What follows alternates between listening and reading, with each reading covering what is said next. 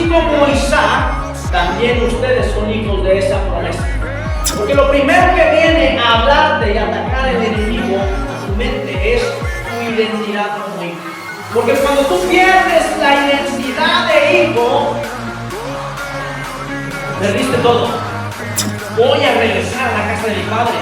Y no habrá nadie quien me impida regresar a la casa de mi padre, porque yo soy hijo, porque tengo un derecho legal. No sé si alguien lo está entendiendo. Hay un derecho, hay una legitimidad en ti por cuanto has abrazado a Jesús.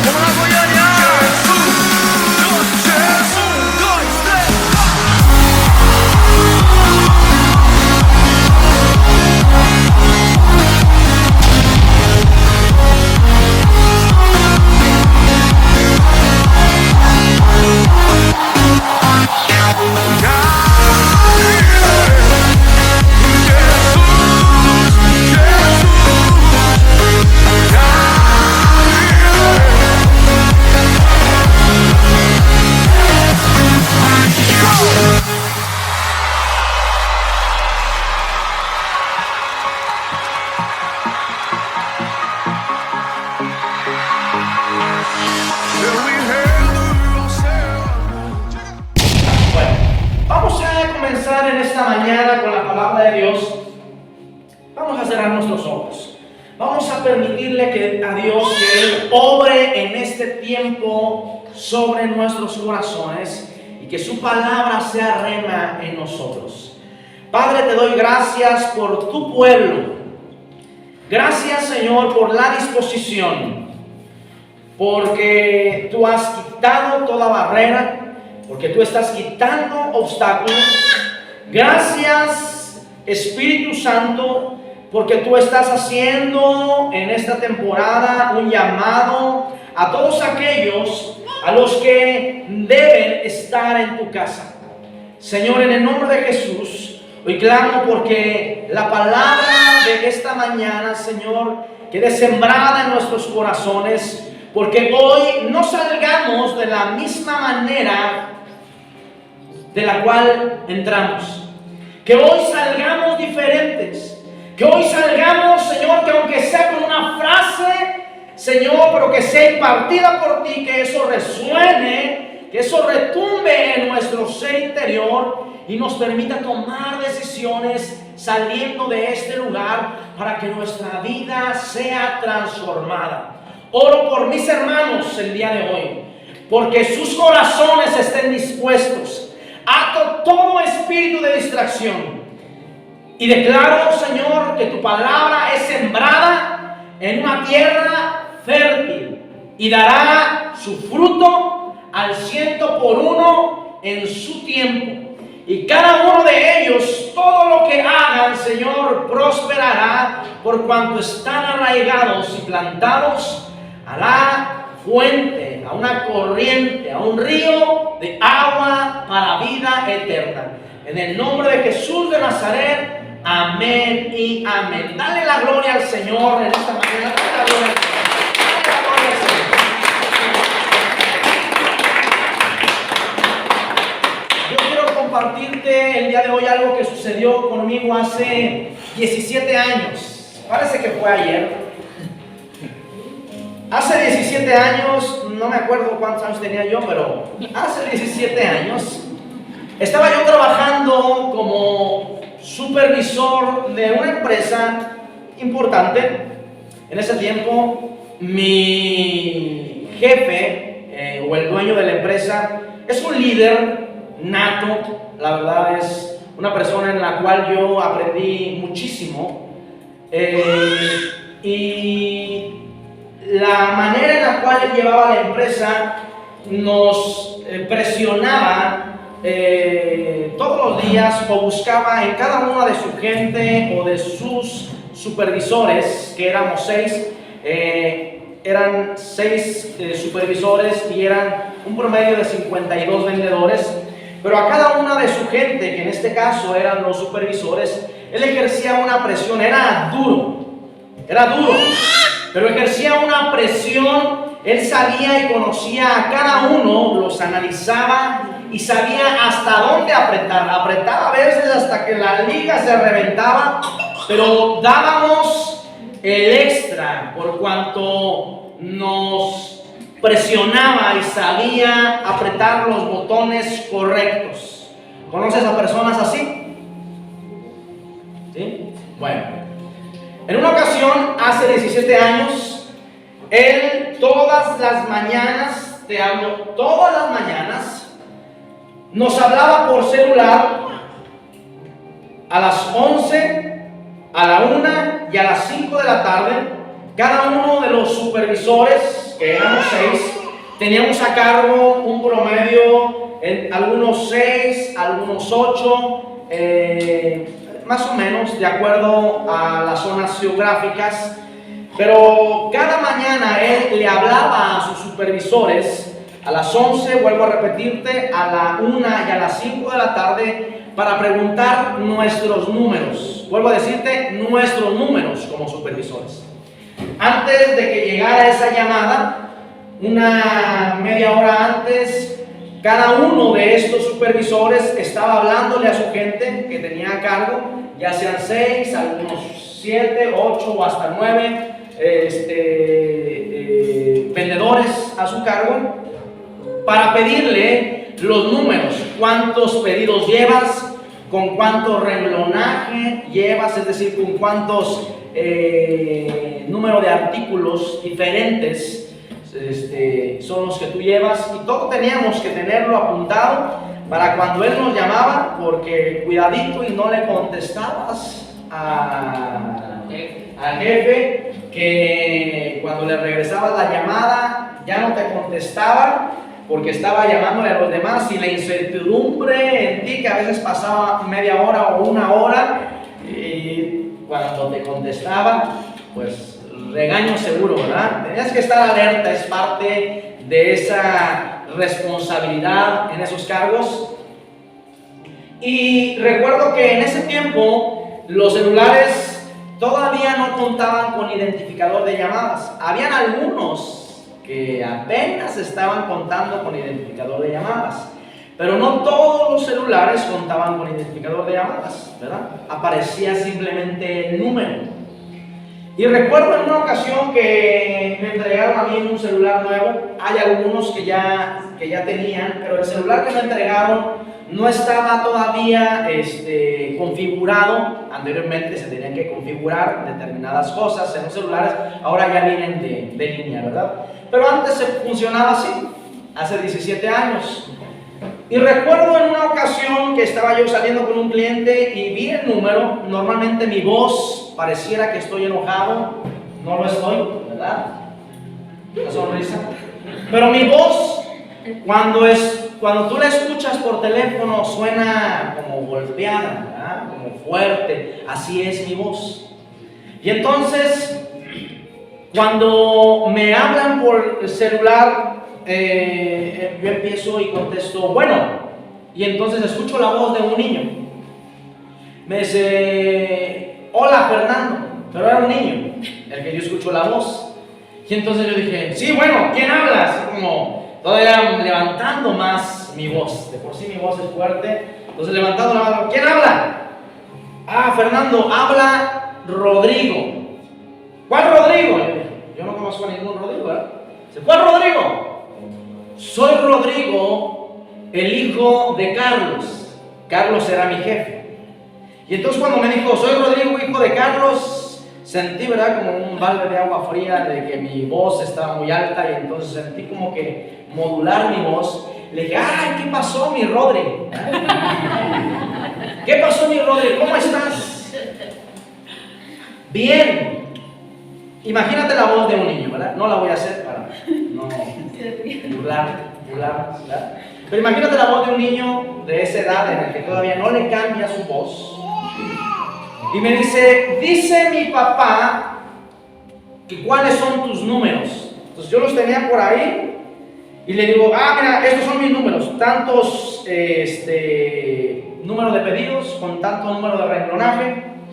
Y entonces me imagino que estaba escuchando ahí, pero el papá, el dueño, de la empresa le estaba enseñando a su hijo. Se lo llevó ese día, estaba de vacaciones el muchachito, y entonces se lo llevó y él estaba haciendo la labor que normalmente él hace, y él escuchando, ¿verdad? Y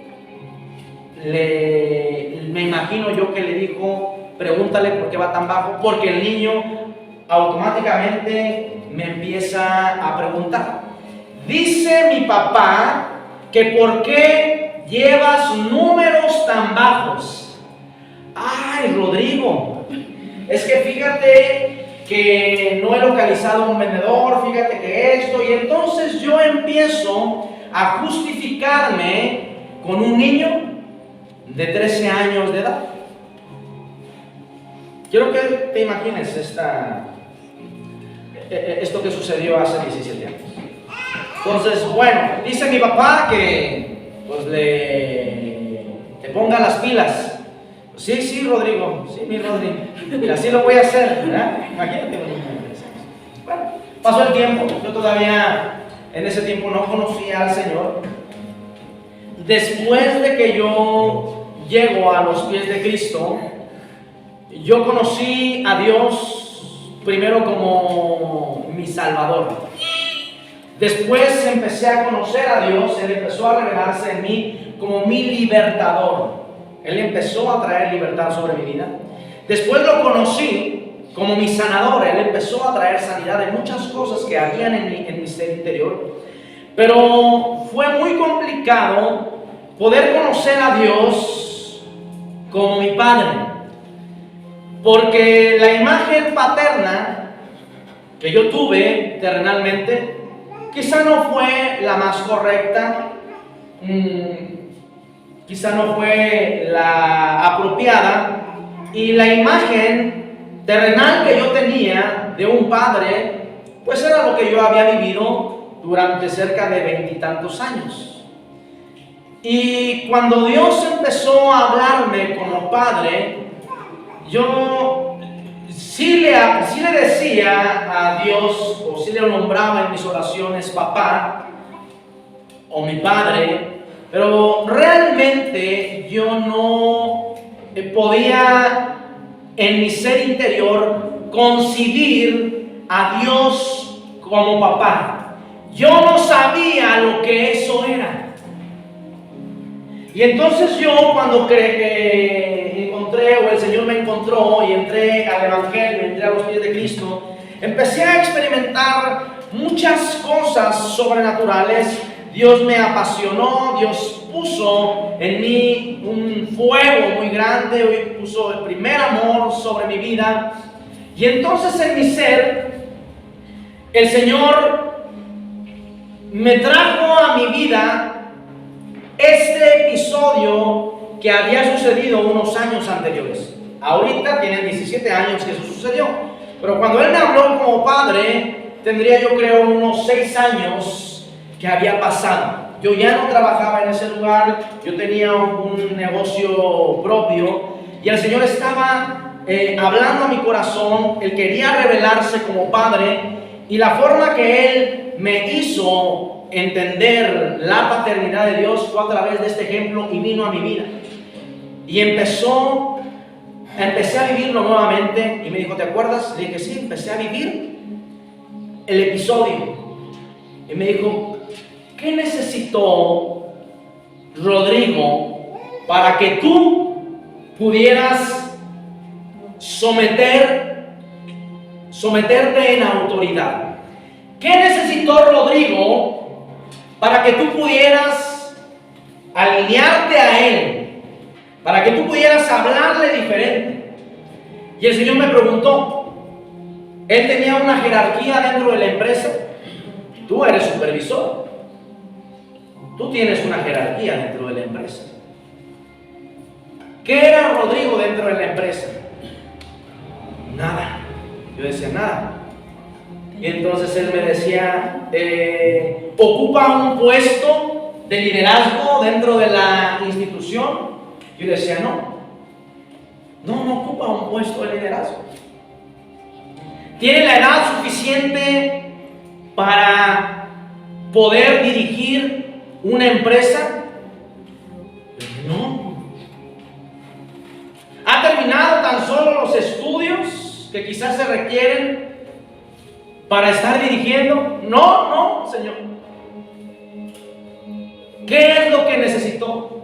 Y el Señor empezó a revelarme esto: el ser hijo de quien era.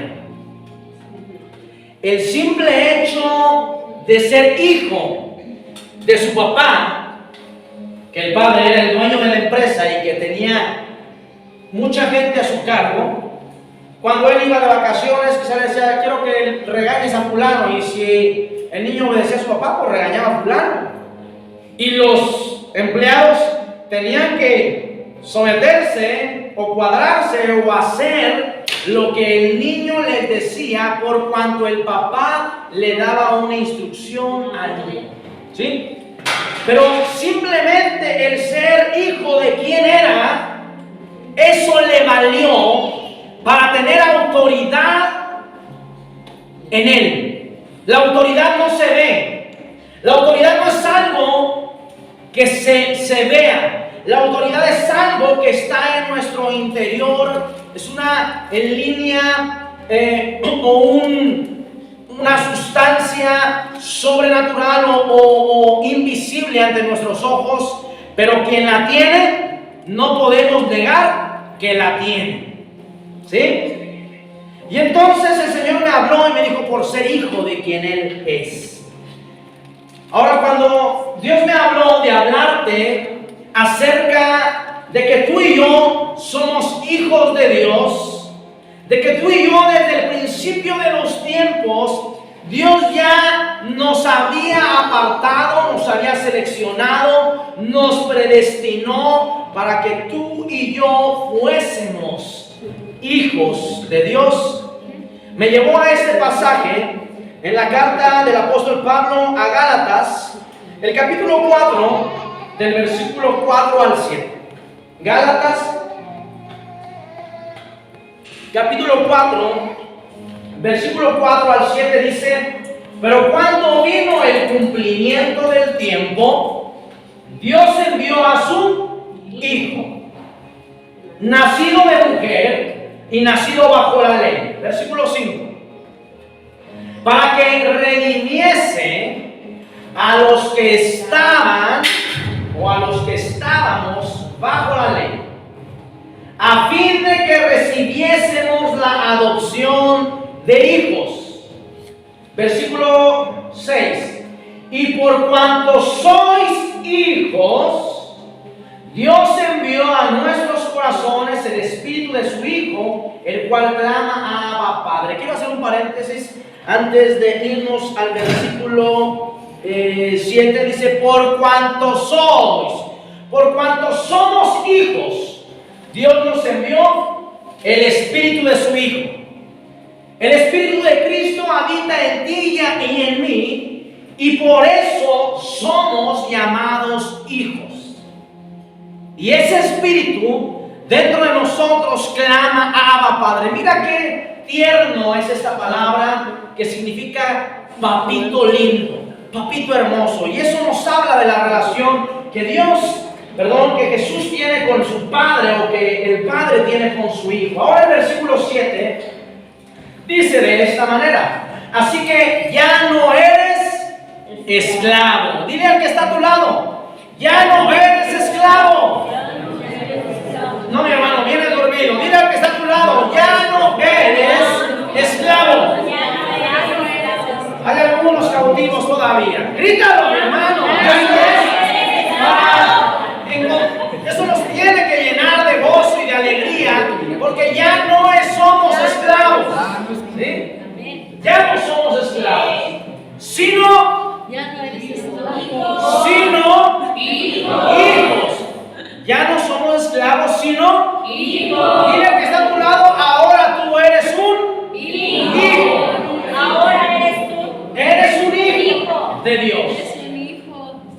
¿Cuántos se gozan de poder recibir esta palabra y el saber que somos hijos de Dios? Mira, quiero tratar este tema en esta mañana contigo porque cuando yo recibí al Señor, muchas predicaciones hablaban acerca de que somos hijos de Dios y muchos gritábamos amén, pero en la práctica no caminábamos. En lo personal, yo no caminaba como un hijo, yo no me sentía como hijo de Dios. En mí había algo que me hacía difícil comprender la paternidad de Dios sobre mi vida. Continúa diciendo el versículo 7: ya no eres esclavo sino hijo, y si eres hijo, también eres heredero de Dios por medio de Cristo. Mira qué importante es esto. No solamente se trata de identidad. Vuelvo a repetirte. No solamente se trata de identidad, de quién eres tú. Se trata de lo que tú recibes por ser hijo de quién eres. No solamente se trata de ser hijo, sino se trata de la herencia. ¿Cuántos de los que estamos aquí nos gustaría recibir una herencia? ¡Amén! Otra vez, ¿cuántos quisieran recibir una herencia? ¡Amén! Quiero llevarte a poder entender en esta mañana que tú y yo primero somos hijos. Y por cuanto somos hijos, también somos herederos de parte de Dios por medio de nuestro Señor Jesucristo. Ahora quiero que vayamos, me gustaría que me acompañes al versículo 28, por favor. Quiero que me acompañes al versículo 28. Dice, así que hermanos, nosotros, ¿quiénes? Nosotros. ¿Quiénes? Nosotros. Como Isaac. ¿Quién era Isaac? El hijo de Abraham. El hijo de Abraham. Pero Abraham tuvo dos hijos. Era el hijo de la promesa. Abraham tuvo dos hijos. Uno llamado Ismael, que lo tuvo con una esclava de Sara, su mujer. Y esta esclava se llamaba Agar, pero queriéndole ayudar a Dios. Pero el Señor le dijo, no, este no es el hijo que yo te he prometido. El hijo que yo te he prometido, o el hijo de la promesa, tú le pondrás por nombre Isaac, y saldrá del vientre de Sara. A pesar de que se rió quizás Sara, a pesar de que dijo Isaac, perdón, Abraham, ¿cómo va a suceder esto? Yo soy muy viejo. Sin embargo, Isaac es el hijo de la promesa. Ahora, vuelvo a recalcar esta parte. Así que, hermanos, nosotros, ¿quiénes? Nosotros. Como Isaac. El cómo nos lleva al modelo, a la forma. Así como Isaac, somos hijos de la promesa. O sea, para Abraham, Isaac fue el hijo de la promesa. Pero la escritura aquí dice que tú y yo, de la misma manera que Isaac, ¿también qué? Somos hijos de esa promesa. Tú y yo entramos en adopción y somos parte de esa promesa. ¿Qué le prometió Dios a Abraham? Él en algún momento le dijo, Abraham, quiero que salgas de la tienda. Ay, Señor, aguántame, es que me estoy comprando un refresco, ¿verdad? Antes en ese tiempo los daban en bolsita. Estoy comprando mi coca, ahorita salgo de la tienda y le digo, quiero que veas las estrellas, ¿las puedes contar? No. Y él dijo, no las puedo contar, Señor. Así será tu descendencia. Y luego le dijo, también como la arena del mar, incontable, innumerable, así de grande será tu descendencia. Tú y yo somos parte de la descendencia de Abraham por medio de la fe en Jesucristo. Es por eso que el apóstol Pablo a la iglesia de Galacia le dice, hermanos, iglesia de Galacia, ustedes son hijos, así como Isaac, también ustedes son hijos de esa promesa. Hoy te digo, congregación de Neuma, así como Isaac, de la misma manera, ustedes son los hijos de la promesa. Ahora, quizá pudiéramos preguntarnos, ¿cómo es que tú y yo llegamos a ser hijos de Dios?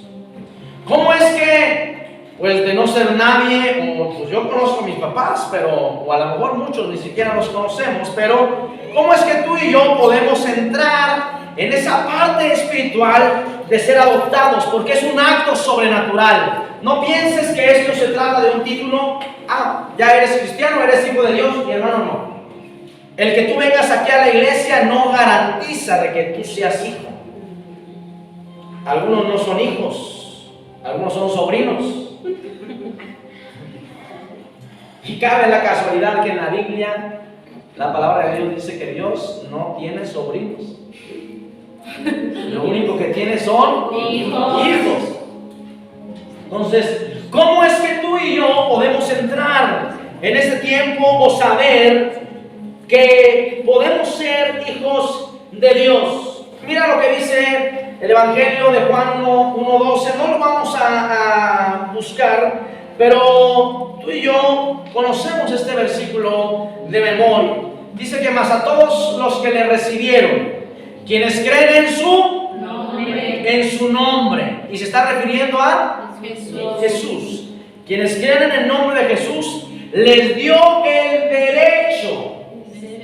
Cualquier versión, algunas pueden decir les dio la potestad, les dio la autoridad. La traducción más práctica dice les dio el derecho de ser llamados hijos de Dios. Les dio el derecho de ser hechos hijos de Dios. Ahora, cuando yo estaba estudiando esta parte, yo decía, bueno, si Dios nos dio el derecho, ¿por qué muchas veces tú y yo no nos sentimos como hijos de Dios?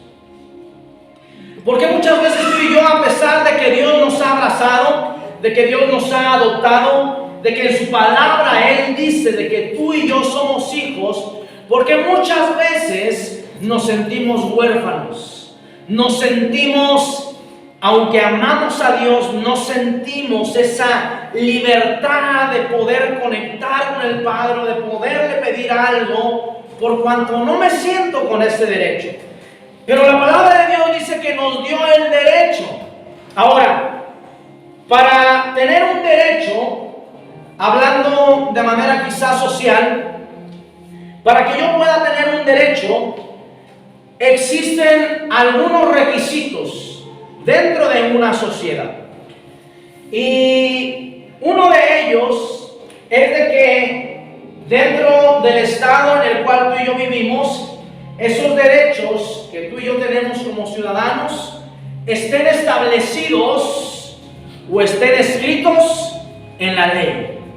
Si no están escritos en la ley o no hay un decreto, tú no tienes derecho como un ciudadano, por así decirlo, a algunas cosas.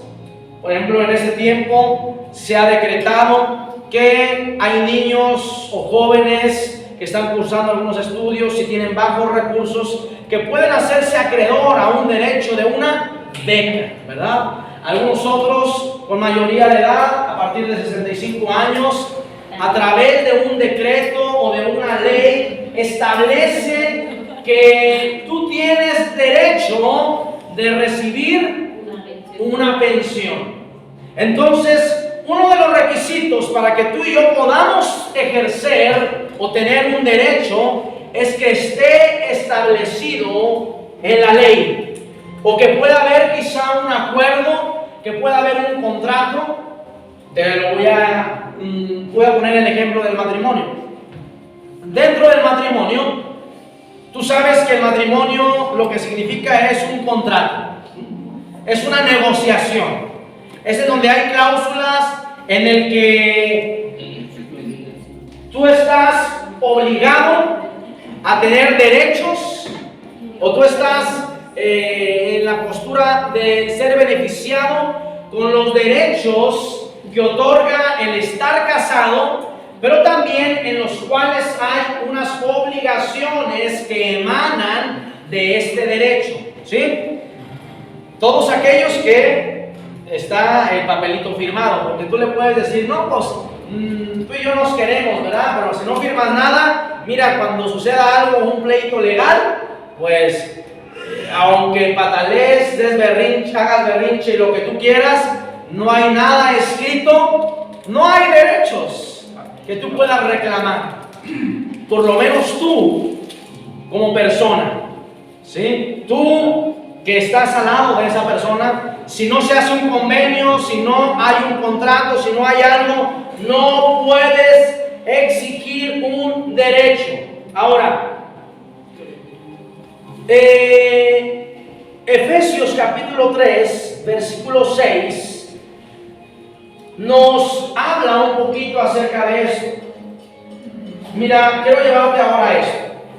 Dice que los gentiles son coherederos y miembros del mismo cuerpo. Voy a hacer un paréntesis aquí, porque la promesa que Dios le dio a Abraham, a primera instancia, tú y yo podemos entenderlo hacia su descendencia.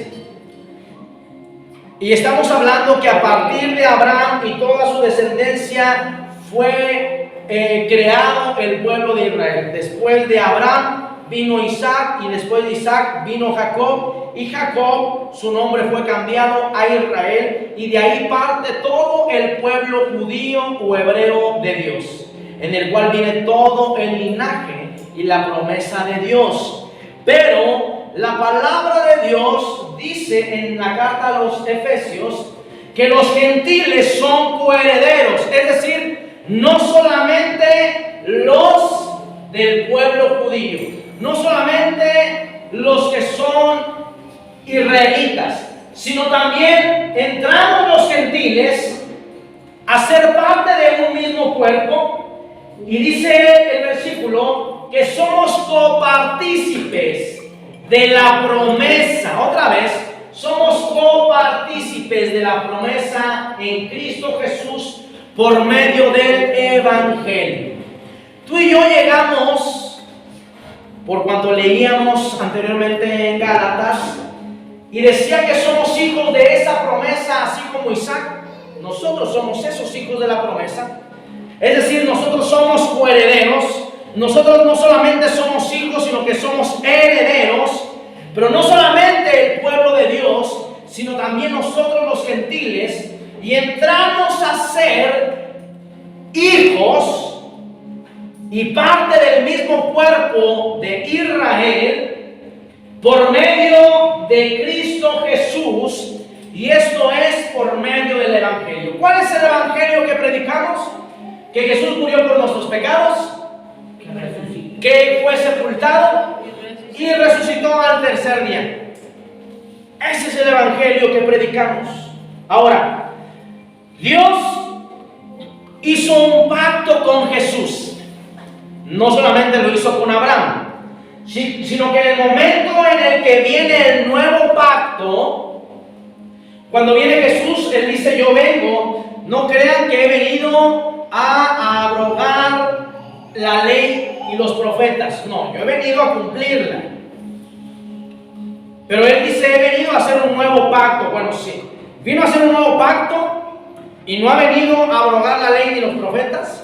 Es decir, el pacto que hizo Dios con Jesús no quita el pacto anterior, sino que de alguna forma extiende o establece algunas cláusulas, por cuanto el primer pacto no provocó vida o una transformación en la gente que tenía que provocarlo. Pero ahora que viene nuestro Señor Jesús, tú y yo entramos y viene a extender, ¿verdad? Viene a añadir algunos párrafos, de alguna forma, si queremos verlo así, a este primer pacto. Y dice la Escritura que Él vino ahora, a través de ese nuevo pacto, no solamente a que entraran por medio de él los judíos o los israelitas, sino que ahora todo aquel que cree en Jesús entra.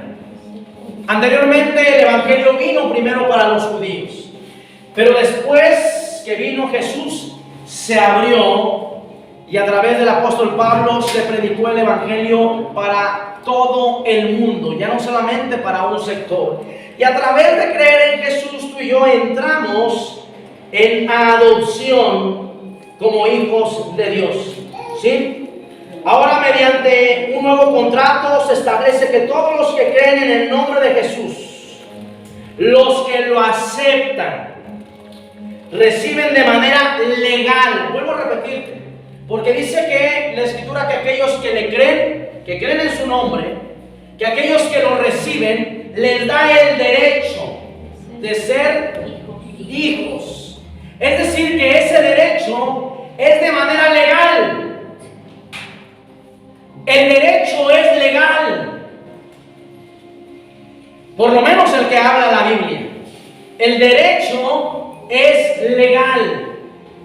Ese derecho a ti y a mí nos da una legitimidad de que somos hijos, de que somos reconocidos por Dios, que Él nos ha dado sus apellidos y somos reconocidos por Dios. Él no nos hace a un lado. Todos los que creen en su nombre, los que lo aceptan y creen en lo que Él hizo, reciben de manera legal ese derecho, el de ser llamados hijos también.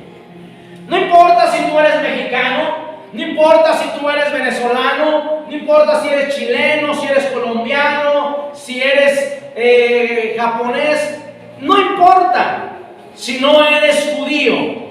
Si tú crees en Jesús, si tú crees en el Evangelio, si ejerces fe, si tienes fe y recibes a Jesús, Él te da un derecho y ese derecho es legal. Ese derecho es legal. Mi hermano, hay una acta de nacimiento nuevo espiritualmente que te acredita a ti como un hijo de Dios, ¿sí? Pero muchas veces no nos comportamos de esa manera. Ahora, ¿de qué me sirve? O, mira, una cosa leíamos hace un momento. Lo primero que yo tengo que tener las revelaciones de que soy hijo. Y lo segundo es, por cuanto soy hijo, también soy acreedor a la herencia. Y mira lo que dice la Escritura en Génesis capítulo 22, versículo 17. Esta es la promesa que Dios le dio a Abraham para su descendencia. Ahora, vuelvo a decirte, si Dios le dio esta promesa a su descendencia, tú y yo entramos, ya luego explicamos, entramos en esa descendencia. Así como Isaac, también nosotros somos hijos de la promesa. Por lo tanto, las promesas que fueron para la descendencia o el linaje físico de Abraham, también nos alcanza ahora a nosotros de manera espiritual, por cuanto hemos sido adoptados y acreditados, tenemos el derecho legal, legítimo, de que somos hijos. Mira Génesis 22, 17. ¿Sí vamos hasta ahí? Sí. ¿Sí me va siguiendo? Bueno, Génesis 22, 17. De cierto te bendeciré. Otra vez. De cierto te bendeciré. Dile al que está a tu lado, Dios quiere bendecirte. Y Él dice, de cierto. Mira, Él te está diciendo, de verdad, mi hermano, te lo juro, que te quiero bendecir. El hablar y el decir de cierto es de verdad, doblemente, de verdad te digo que te bendeciré y multiplicaré tu descendencia como las estrellas del cielo y y como la arena que está a la orilla del mar. Y tu descendencia poseerá las puertas de sus enemigos. ¿Cuántos de nosotros quisiéramos? Mira, el hecho, quizás es una palabra que si tú y yo la leemos simplemente o de corrido, no pudiera tener significado sobre nuestra vida, pero cuando dice tu descendencia poseerá las puertas de tus enemigos, todo lo que es de tus enemigos te pertenecerá. Otra vez, todo lo que es de tus enemigos te pertenecerá. Amén. No estés anhelando el esposo de la enemiga, ¿verdad? Hay cláusulas dentro del contrato, ¿sí? Hay cláusulas dentro del contrato. Pero dice, todo tu descendencia poseerá las puertas de tus enemigos. Su economía te pertenecerá. Y mira esto, para que tú lo puedas ver y leer.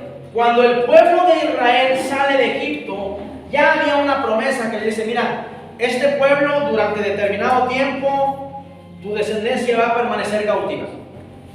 Pero después de 400 años va a salir, y va a salir enriquecida. O sea, el pueblo era pobre en Egipto, estaba en esclavitud, pero de un día para otro, de ser esclavo, fue libre. Mira lo que te estoy diciendo. De un día para otro, cuando vino el cumplimiento de Dios, cuando vino ese de repente y dijo, ya, de un día eras esclavo, al otro soy libre. Un día eras pobre y al otro día, mira, con tal de que te fueras. Así sucedió con el pueblo de Israel. Con tal de que se fueran, ya que se vayan estos cuates, ¿verdad? Porque las plagas nos están devastando. Dice la escritura que la gente se quitaba sus alhajas, sus pulseras, sus collares, sus aretes, todo lo que era de oro, y se lo entregaba al pueblo de Israel. El pueblo de Israel salió, en lugar de costales, ¿verdad? Ahí vacíos, costales llenos de joyas, y automáticamente salieron enriquecidos. ¿Sabes eso? Aplica para nosotros.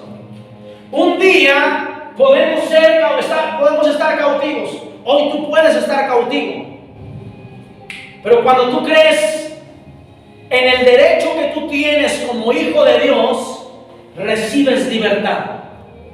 En un día puede haber escasez sobre tu vida. Pero cuando tú entiendes el derecho que tú tienes legalmente por ser hijo de quien eres, las riquezas vienen sobre tu vida. Ay, no, es que ese es un evangelio, mi hermano.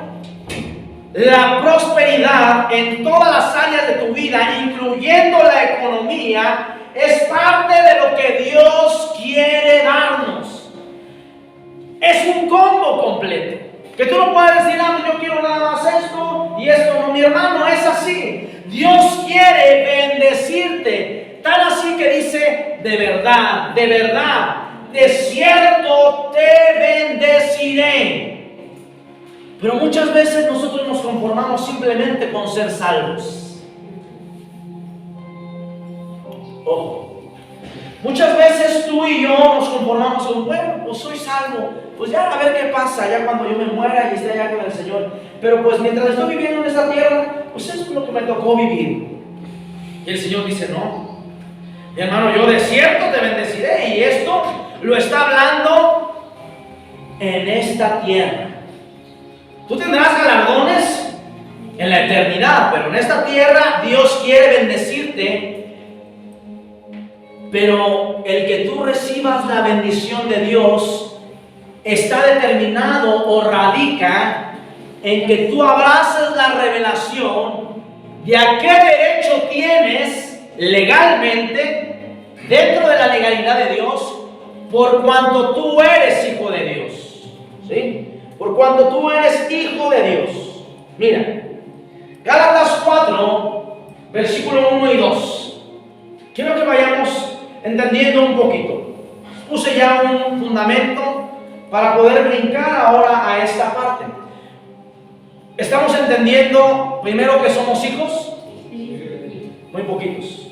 ¿Estamos entendiendo que somos hijos? Sí. Bueno, ahora, estamos entendiendo que por cuanto somos hijos, también somos herederos. Sí. Estamos entendiendo que Dios quiere bendecirnos, que las promesas que Dios le dio a Abraham para su descendencia es lo mismo que nos toca a nosotros, porque así como Isaac, nosotros somos hijos de la promesa. ¿Sí? Bueno, ahora vamos a ver qué determina que tú y yo podamos ser bendecidos en Dios, porque podemos amarlo, podemos creer en Él, podemos estar aquí. Y esto no te estoy hablando de salvación, ese no es el tema. Tú y yo somos salvos por gracia, simplemente por creer en Él. Pero tú y yo podemos ser salvos por gracia, por creer en Él, pero en esta vida estar viviendo una vida en esclavitud. Por cuanto no estamos entendiendo la legalidad que me da el derecho de ser hijo de Dios. Dice, pero también digo que entre tanto que el heredero es niño, es decir, ¿quién es un niño? Alguien que no ha alcanzado una madurez. Un niño es alguien que no ha alcanzado una madurez, que no ha crecido. Ahora, no estamos hablando físicamente, estamos hablando espiritualmente. Mientras que el heredero es niño, en nada difiere del esclavo, aunque es señor de todo. Mira, aunque ya se le dio la promesa, y Dios no cambia, en Él no hay sombra de variación. Si Él te dijo que te va a bendecir, la promesa está suspendida hasta que tú dejes de ser niño. Es decir, hasta que tú alcances madurez espiritual. Porque mientras el heredero, aunque es dueño de todo, no puede tomar parte de esa herencia. No puede accesar, yo quiero comprarme esto. ¿Qué puede? Imagínate, le dejaron 6 millones de pesos a un niño de 6 años. Y tú le dices, ¿qué quieres? Pues yo quiero una paleta. Yo quiero un juguete, yo quiero esto. Te vas a gastar todo en algo que no te va a funcionar, ¿verdad? Más adelante. Y después te vas a dar la arrepentida de tu vida. Por eso el versículo 2 continúa diciendo esto. Sino que está bajo tutores. O sea, mientras el heredero, a pesar de que es dueño de todo, mientras espiritualmente no crece, está bajo tutores. ¿Está qué? ¿Está qué? Bajo. Es decir, habla de sujeción. Otra vez, habla de sujeción. Dile al que está a tu lado. Habla de sujeción. Está bajo tutores y curadores hasta el tiempo señalado por el Padre. Es decir, mientras espiritualmente tú no seas una persona madura, estás bajo tutores y curadores, pastores, ancianos, líderes que están enseñándote y están provocando en ti que estés desarrollándote y creciendo espiritualmente hasta el momento en el que Dios vea, ya creció, ahora sí, le toca la bendición, le toca la herencia. Mira qué importante es poderlo entender, porque muchas veces nos preguntamos, ¿y por qué bendices a fulano? ¿Y por qué sutano está recibiendo bendiciones? ¿Y por qué aquella persona sí parece que nació con la torta bajo el brazo? ¿Y por qué yo no? Mi hermano, porque no estás creciendo espiritualmente, porque no estás madurando, porque te sigues comportando como un niño espiritual. Y solamente hasta que tú madures, dice que el Padre que está observando, Él dirá el tiempo en el que tú empezarás a recibir la herencia.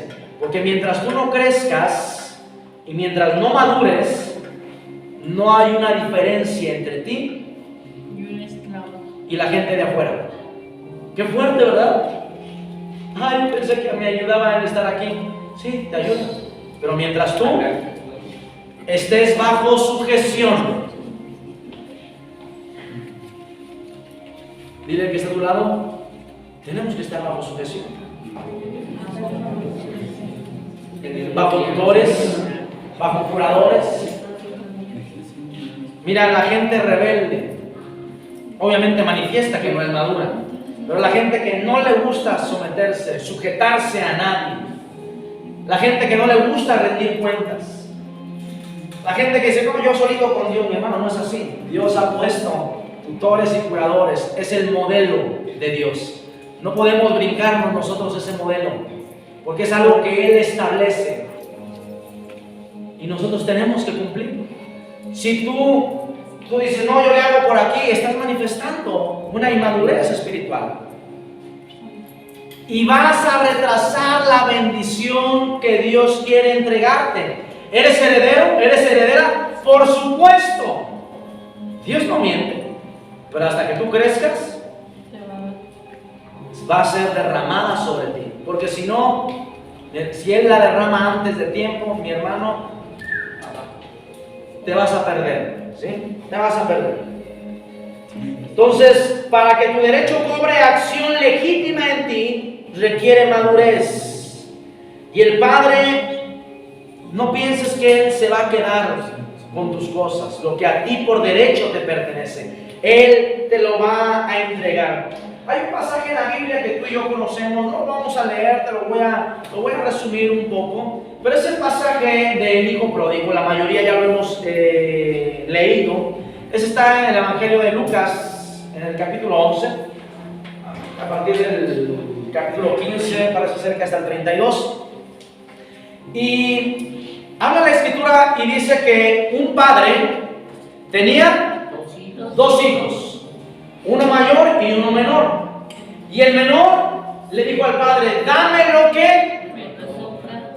Otra vez, quiero que resuenen estas cosas porque son palabras claves. Dame lo que me toca. Y dice que el padre se lo dio. ¿Sí? El padre se lo dio. Y entonces el muchacho se fue de la casa y fue y malgastó la herencia.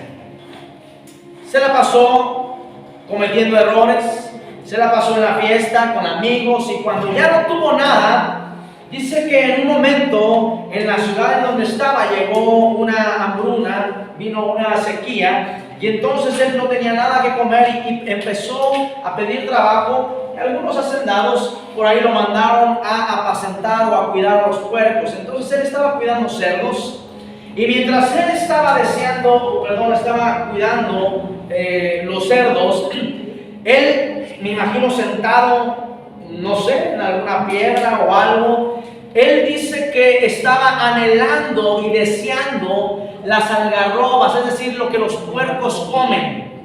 Deseaba alimento porque había una necesidad en él.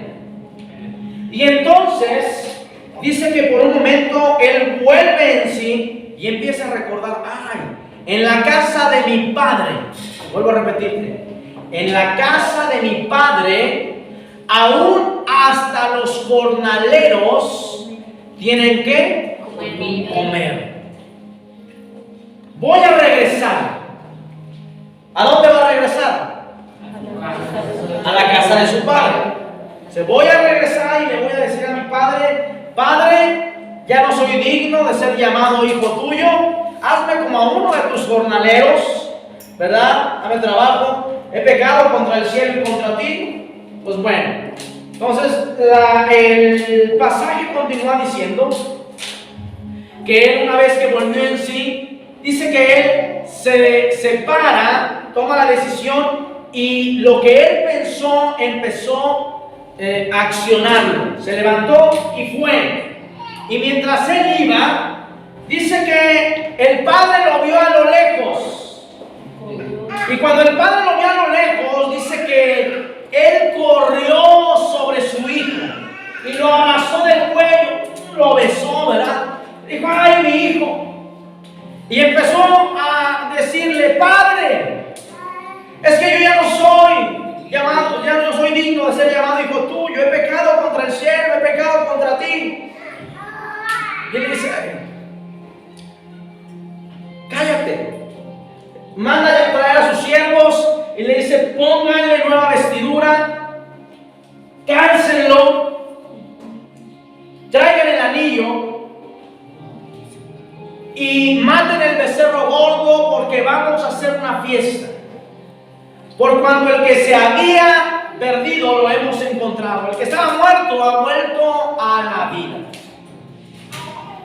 Mira el pasaje, yo te he dicho, y hablamos la otra vez, que a veces podemos ver el lado negativo de la historia. ¿Se malgastó la herencia el hijo? Sí. Fue con prostitutas y fue y, ¿verdad?, derrochó todo. Pero hay algo que aprender del hijo pródigo. Hay algo que aprender del hijo pródigo. Mira, quiero ponerlo desde esta perspectiva. El hijo pródigo, que era el menor, ya tenía su edad. Obviamente tenía la edad para salir de su casa, tenía su credencial para votar con fotografía, pero era de los dos hijos, era el menor. Pero él se sentía hijo. Mira él cómo había abrazado la legalidad de sus derechos. Y él dijo: Padre, dame lo que me toca. O sea, él estaba reclamando algo que le pertenecía. ¿Quién de nosotros podemos reclamarle algo a Dios, de decirle: Señor, esto me pertenece? Quizá difícilmente, pero eso hace un hijo. A pesar de que quizá lo que él estaba haciendo era una ofensa para Dios, no quiero ver el lado negativo de la historia, ni quiero ver en lo que se lo gastó. Esto es otro cuento, o eso es otra historia, no vamos a tocar. Yo quiero enfocarme en esta mañana en lo que él sabía en su interior. Él dijo: dame lo que me toca. Él reclamó algo. A pesar de que era el menor, él sabía su identidad. Y luego todavía, cuando estaba dándole de comer a los cerdos, él dijo: en la casa de mí. Es decir, que a pesar de sus errores, de sus pecados, de lo que él estaba envuelto, jamás perdió la identidad de ser hijo de Dios. Y muchos de nosotros, cuando estamos alejados de Dios, cuando estamos sumergidos en pecados, decimos: es que Dios ya no me acepta, es que Dios ya perdí, es más, ya está, creo que ya no soy salvo. Y empezamos a perder nuestra identidad como hijos, porque el diablo, ¿sabes qué es lo primero que viene a atacar? Cuando él se enfrentó a Jesús, la primera tentación que recibió nuestro Señor Jesucristo en el desierto es: si eres hijo de Dios. Es decir, estaba poniendo en duda la identidad. Quiero que me demuestres que eres hijo. Si eres hijo de Dios, haz que estas piedras se conviertan en pan. Porque lo primero que viene a hablarte y a atacar el enemigo a tu mente es tu identidad como hijo. Porque cuando tú pierdes la identidad de hijo, perdiste todo. Vuelvo a repetirte: cuando tú ya no te sabes o ya no te sientes hijo de Dios, automáticamente perdiste la confianza de poder exigir o de poder reclamar o poderle decir al Padre: dame, dame. Y entonces el diablo sabe que fragmentando o tocando tu identidad, tú caminas sin saber de dónde eres, sin saber a dónde vas, sin saber quién eres, cuál es tu historia. Y tú dices: no, pues, ¿qué pido? ¿Pedirle bendición a Dios? Pues no soy hijo de Dios. Él sabe que tú estarás viviendo una vida sin bendición, una vida sin gracia. Y una vida sin gracia es una vida en desgracia, ¿sí? Entonces, eso aprendemos del hijo pródigo, que él sabía, a pesar de lo que estaba haciendo y a pesar de que se equivocó, en él estaba su identidad. Tan arraigada estaba su identidad que él dijo: yo voy a regresar a la casa de mi padre. Allá hay comida. Yo regreso, no importa lo que yo haya hecho. Ya que mi papá me discipline, ya que mi papá me regañe, que me ponga como uno de sus jornaleros. Quizá en un momento me va a castigar, pero yo estoy seguro, por cuanto mi padre es generoso, por cuanto mi padre es abundante, o en la casa de mi padre hay abundancia, que me va a restituir en algún momento. Sí, acepto la disciplina, lo que él me quiera poner, pero yo voy a mi casa yo voy a la casa de mi padre. Miren, cuando llega a la casa de su papá, después de que se gastó el dinero, después de que perdió absolutamente la herencia, él regresa y el padre le restaura todos los derechos. Es decir, que otra vez le volvió a tocar herencia. Lo vistió, lo calzó, le puso un anillo para renovar el voto con él y decir: no te preocupes. O sea, lo que hay en la casa, te voy a volver a dar herencia. Si te equivocaste, por cuanto él sabía, por amor a su padre, la identidad que había en él, ¿sí? Mira este enfoque. Aunque el hijo pródigo parecía un sinvergüenza, ante nuestra percepción, ante nuestra mirada, parecía un sinvergüenza que después de que se gastó todo regresó. Mi hermano, quiero que veas este enfoque. Él tenía su identidad muy arraigada. Él sabía quién era él. ¿Sí? Nos habla este pasaje de la abundancia y del amor que hay en el Padre. Nos habla de la abundancia de amor que hay en el Padre, para pesar de los pecados que tú y yo hemos cometido, de lo que hemos malgastado, de lo que hemos despilfarrado en dones, en talentos, en todo lo que Él nos ha dado, poder regresar y Él nos recibe con los brazos abiertos.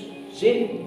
Este hijo pidió su bendición, se la gastó, regresó a la casa, el padre le restituyó nuevamente la herencia, volvió a agregarlo en el testamento. Mira qué cosas, qué grande es nuestro Dios, qué grande y qué bondadoso y generoso es nuestro papá. Él volvió a agregarlo en el testamento porque él conocía el corazón del padre, porque el hijo, este hijo menor, conocía el corazón del padre, a pesar de sus equivocaciones.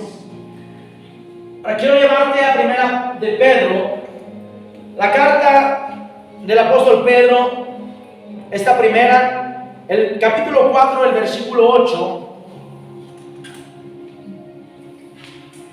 Primera de Pedro 4:8 dice: y ante todo, tened entre nosotros ferviente amor. Otra vez. Y ante todo. ¿Ante qué? ¿Qué es todo? O sea, ante cualquier situación, ante todo. Tener entre nosotros un ferviente, es decir, algo que esté hirviendo, algo que esté vivo, algo que esté saliendo de nosotros.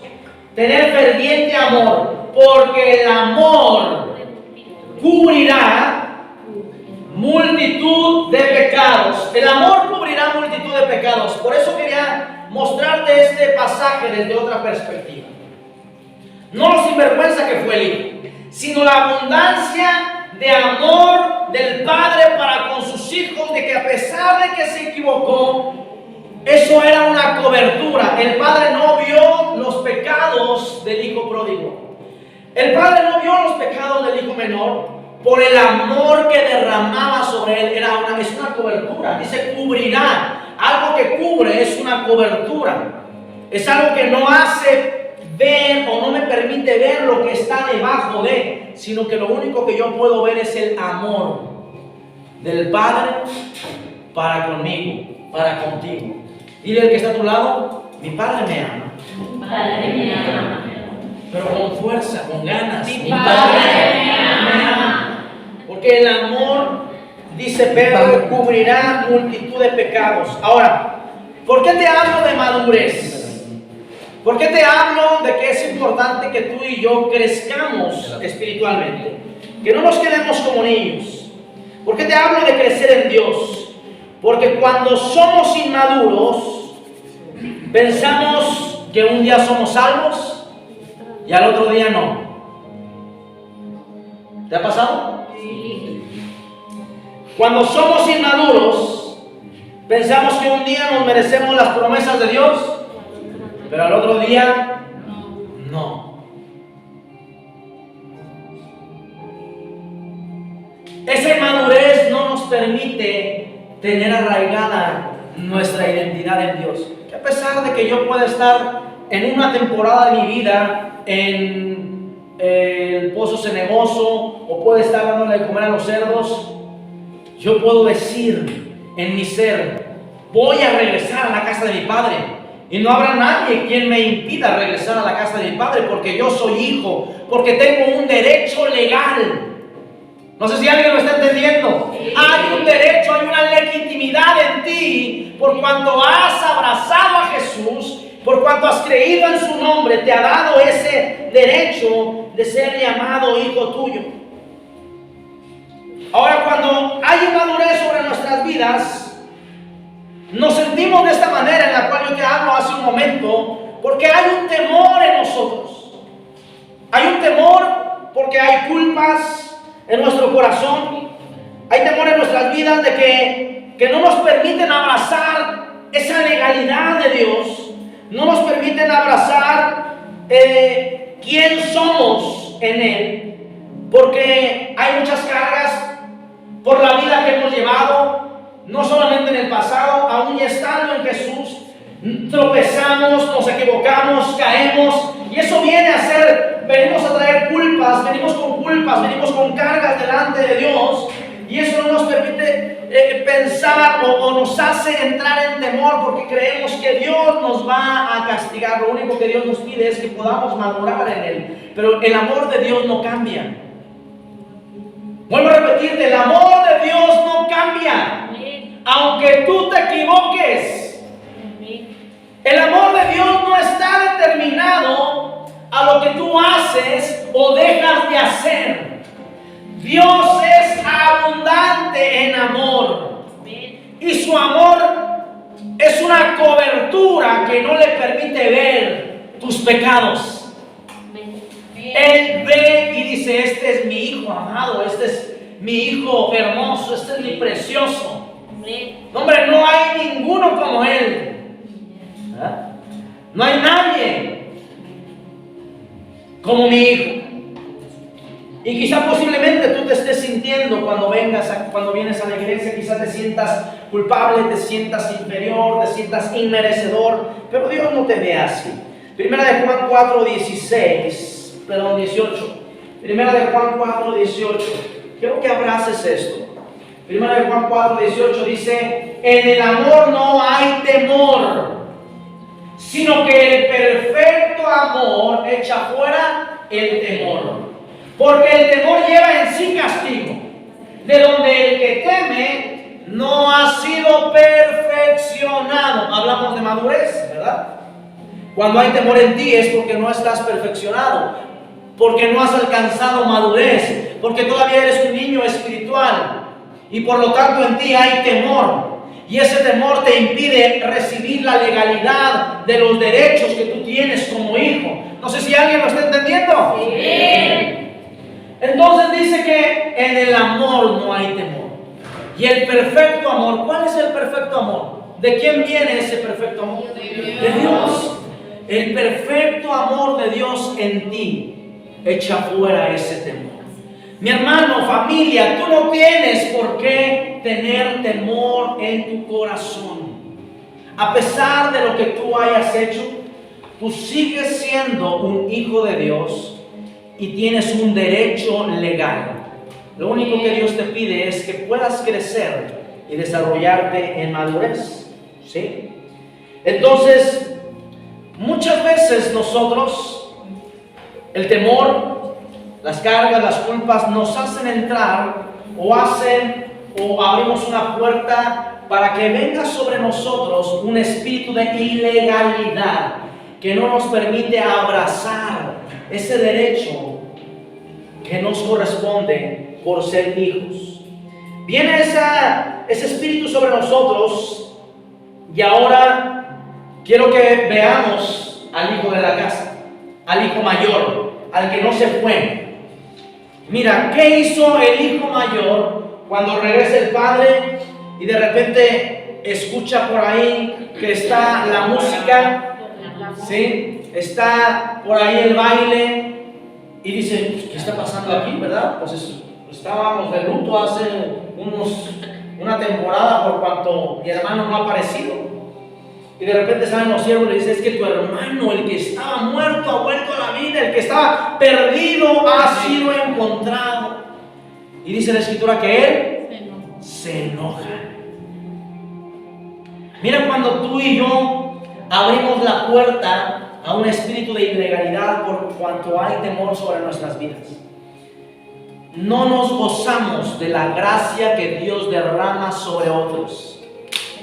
Lo que Dios hace con otros, la gracia que derrama sobre otros, la bendición que trae sobre otros, a nosotros nos molesta. Hay una envidia en nuestro corazón.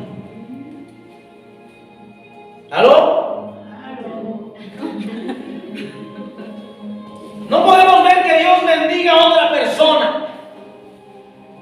No podemos ver que Dios derrame gracia sobre otros. Porque estamos como el hijo mayor. Porque hay fiesta. Es que tu hermano ha regresado. Yo no voy a entrar, yo me quedo aquí sentado. Cuando hay una ilegalidad de nosotros, cuando no entendemos nuestros derechos como hijo, empezamos a molestarnos cuando otros están siendo bendecidos. Cuando Dios está derramando bendición sobre otros. No nos gozamos de la gracia. Pensamos que la gracia es nada más para nosotros. Mi hermano, si tu gracia es una gracia selectiva, eso no es gracia. Eso no es gracia. Porque la gracia es para todos. Aún donde abunda el pecado, la gracia sobreabunda. Mira también lo que hace el hijo mayor. Cuando el hijo mayor vino y pregunta a los siervos le dicen, pero posteriormente la escritura dice que el padre sale. El padre sale a rogarle a que entre. ¿Sí? El padre sale, la escritura dice, a rogarle que entre a la fiesta. Mira, cuando viene una ilegalidad sobre nosotros, cuando viene una confusión, cuando hay cargas, cuando hay culpas, cuando hay temor, cuando no nos sentimos que somos hijos de Dios, pero ese es un problema personal, no queremos convivir con otros. Oigan, vamos a festejar el día 15 aquí, se va a casar fulano, vamos a convivir, vamos a hacer una fiesta. Aquí somos fiesteros. Pero de verdad yo no quiero ir, a mí no me gusta convivir con ellos. Yo voy un ratito porque a mí me enfada estar con gente. No nos gusta tener comunión los unos con los otros cuando hay una ilegalidad. Porque no nos sentimos hijos, nos sentimos fuera de contexto, sentimos y todos los demás. Mira, fíjate qué situación, y esto es un foco. ¿Cuántos de nosotros, a quiénes les gusta el fútbol? Hazte la mano sin temor, respectador. ¿Cuántos de ustedes festejan un gol de su equipo favorito? ¿Cómo lo festejan? ¡Gol! Con tu bandera, aunque sea de la América. ¡Gol! Abren la ventana y que todo el mundo se entere. ¡Gol! ¿Verdad? Ya estás publicando gol en el Facebook. ¿Cierto o no? Sí. Pero no me pierdo. Tu carácter es uno. allá afuera.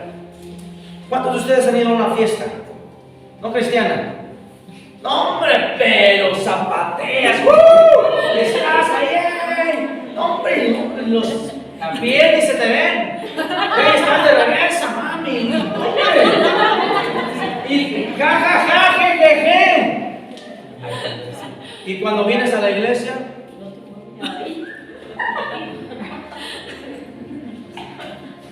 parecemos momias. No, hombre, sacarte un amén, el poder adorar a Dios y decirle, ay, Señor, te amo, el poder de cantar. ¿Cómo cuesta trabajo en la vida de aquellos que no se sienten hijos? Pero hay una ilegalidad. Ha entrado un espíritu en tu vida de que no te sientes el hijo de Dios, te comportas afuera. Yo te he dicho, no es pecado. Pero así como eres allá, ven aquí también y grítale al Señor, ¡hey, Señor, te amo!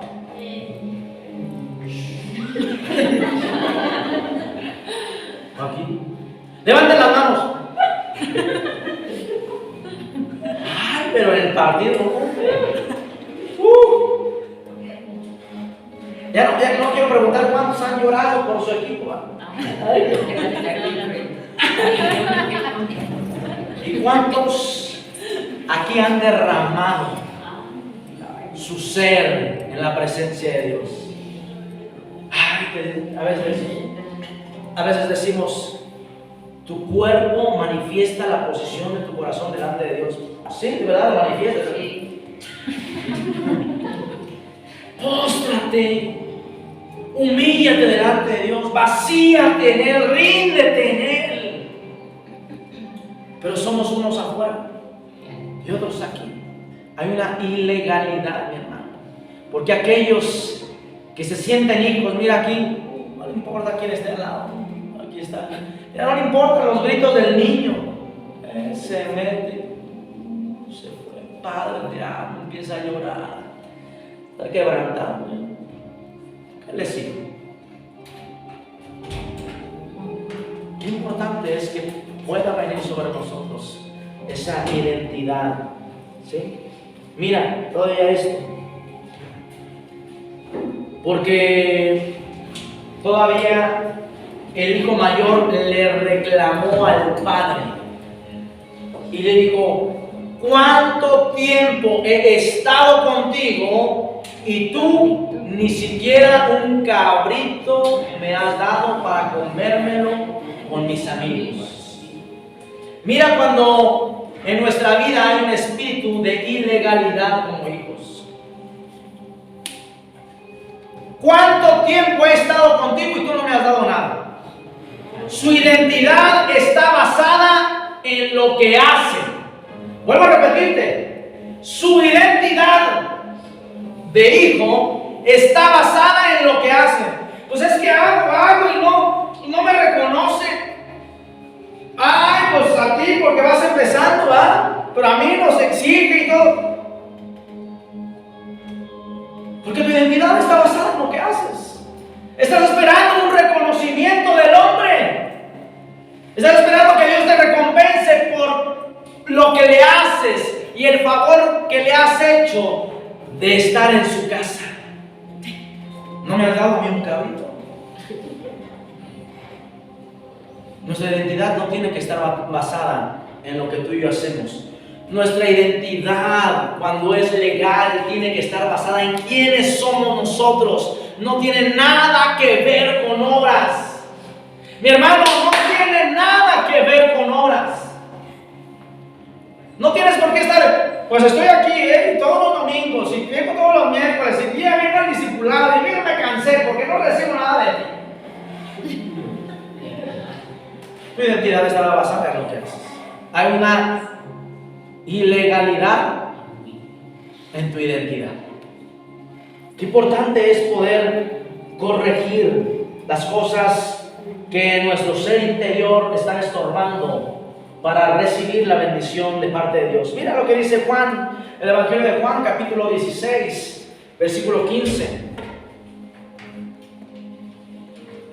Juan, capítulo 16, versículo 15 dice: está hablando Jesús y él dice, todo lo que tiene el Padre es mío. otra vez. Todo lo que tiene el Padre es Mío. Mira cuando hay una legalidad, una identidad bien cimentada. Él no dice, ay, pues es que todavía no cumplo con la tarea, todavía no voy a la cruz, todavía no. Él dijo, lo que tiene mi papá es mío. Lo que tiene mi padre es mío. Todo. Mira lo que le dijo el padre al hijo mayor en la parábola. Ay, hijo, todo lo que está en la casa es tuyo. No necesitas pedir. Cualquier día tú pudiste haber tomado un cabrito, el becerro gordo si tú querías. Porque todo lo que está en la casa es Tuyo. tú tienes derecho. Hay un derecho legal sobre tu vida de ser hijo de Dios.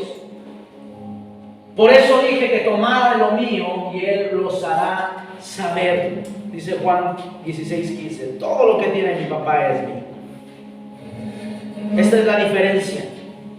Cuando tú le crees verdaderamente a Dios que eres su hijo. Cuando tú abrazas una identidad de hijo. Quiero cerrar con esto, con este capítulo, Jueces, capítulo 1, versículo 12 al 15. Jueces 12, 1 al 15.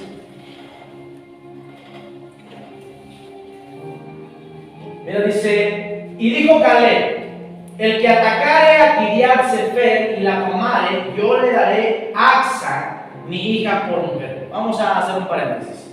¿De quién estamos hablando? De Caleb. ¿Recuerdas a Caleb? Caleb fue uno de los 12 espías, junto con Josué, de los únicos dos que entraron en la tierra prometida. Y una vez que Caleb entró, que obviamente al que le tocó repartir la tierra fue a Josué, Caleb, tú puedes leer la escritura, y él reclamó, dijo, dame lo que me toca, lo que Dios prometió que iba a hacer para mí, dámelo. Porque él se siente hijo. Mira cómo la identidad de ser hijo le da el derecho de decir, esto es mío, dámelo. Dios prometió que esta tierra iba a ser para mí. Entonces, sí, es correcto. Empezó a repartir la tierra. Y dijo Caleb, el que atacare a Kiriat Sefer y la tomare, yo le daré Axa, mi hija. Caleb tenía una hija que se llamaba Axa. Ahora, hemos platicado en muchas ocasiones que toda mujer que se describe en las escrituras o de las cuales habla en las escrituras se refiere a una o es una tipología de la iglesia, ¿sí? Un tipo de iglesia. Y entonces, en este caso, dice, yo le daré a Axa, mi hija, por mujer. Versículo 13. Versículo 13 dice, y la tomó Otoniel, hijo de Cenaz, hermano menor de Caleb, y él le dio Axa, su hija, por mujer. Versículo 14. Y cuando ella se iba con él, la persuadió. ¿Quién persuadió a quién? ¿Con quién se casó? Axa. ¿Axa con quién se casó? Con Otoniel. Otoniel era el padre. Dice, cuando ella se iba con él, la persuadió que pidiese a su padre un campo. La persuadió. Papá, quiero que me des terrenos. ¿Sí? ¿Quién era su padre? Caleb. Y ella se bajó del asno y Caleb le dijo, ¿qué tienes? Versículo 15. Ella entonces le respondió, concédeme un don, puesto que me has dado tierra del Negev, dame también fuentes de aguas. Entonces Caleb le dio las fuentes de arriba y las fuentes de abajo. Mira lo que hace en nosotros el sabernos que somos hijos de Dios. Y esta es una tipología de la iglesia. Caleb representa a Dios como nuestro Padre. Axa es la iglesia. Y Jesús es Otoniel. De hecho, lo que significa Otoniel es león de Dios.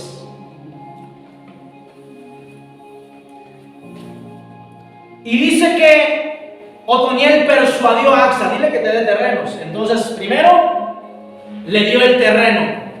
Papá, dame un terreno. Y el padre dijo, sí, claro, ahí está. Entonces, después ya iban bien contentos porque les dio el terreno. Me imagino montados en un burrito. Y regresa y dice, oye, pero pues tenemos los terrenos, pero nos va a hacer falta agua. Y para regar y esto y todo. Y la persuadió, dice, pídele. Y no dijo Axa, no, es que es mucho. Es que ya le acabo de pedir terrenos, ya con eso. Ya va a decir que nos estamos encajando. Mira lo que te hace cuando tú sabes que eres hijo de Dios y que tienes derecho. Oye, papá, ¿qué tienes, hija? Le está hablando a la iglesia. ¿Qué quieres, Neuma? Es que me han dado terrenos. Ya me diste el Negev. Hombre, territorio, basta. Pero quiero un don. Concédeme un don. Dame también manantiales. ¿Se lo negó su padre? No. Porque su padre es abundante. Y quiero hablarte en esta mañana, en esta tarde ya, sobre tu vida. Tu padre tiene abundancia sobre tu vida. Por cuanto te ama. Deja de vivir en una ilegalidad como hijo de Dios. Tú eres un hijo legal. No somos bastardos. Somos hijos de Dios. Vuelvo a decirte, somos hijos de Dios. Y todo lo que tú le pidas al Padre en el nombre de Jesús, Él te lo dará. Mientras tú estés dispuesto a crecer espiritualmente, a madurar espiritualmente. Porque es la única condición que Dios pone para que no vayas a regar. Que en el tiempo señalado tengas la bendición. Pero a pesar de en lo que hayas caído, a pesar de lo que estés viviendo, que tus circunstancias, de lo que te hable el diablo a tus pensamientos, mi hermano, no le creas. Tú eres un hijo y una hija de Dios. Amén. Dios te ama.